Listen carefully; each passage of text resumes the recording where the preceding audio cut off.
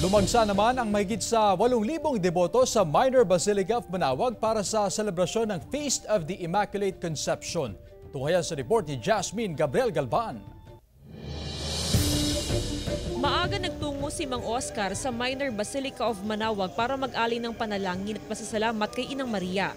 Galing pa siya ang kanyang pamilya sa Quezon Province. Panata na niyang magsimba sa tuwing ipinagdiriwang ang Feast of the Immaculate Conception bilang pasasalamat sa paggaling ng kanyang karamdaman. 2 beses na siya nakaligtas mula sa pagkakastroke. Kasi importante para makahingi kami ng blessing kay sa Virgin Manaoag para mapagaling ang mga karamdaman at mabigyan kami ng malusog pangatawan. Stroke survivor din ang asawa ni Aling Delia mula sa Balungaw, Pangasinan. Lumalim pa daw ang pananalig niya sa Panginoon simula nang siya'y gumaling sa sakit. Oo, survivor talaga siya. Malaking bago sa inyo yung pagalingan niya, ma'am. Opo, ma'am. Malaki talaga. Sa selebrasyon ng Feast of the Immaculate Conception, libo-libo ang dumalo sa mga misa sa simbahan.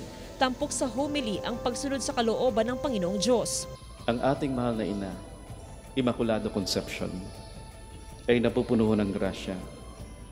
Ibig sabihin, may tuwa, may awa, may tiyaga.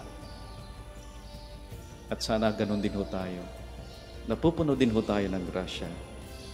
At masasabi din naman ho natin talaga na tayo ho ay pinupuno ng grasya ng Diyos. Sa tansya ng pulisya, umabot sa mahigit 8,000 ang nakiisa sa selebrasyon ng Feast of the Immaculate Conception. Ang PNP po ay dinideploy pa rin po namin na maximum ang aming PNP personnel upang mapanatili ang kaayusan lalo na po ngayon.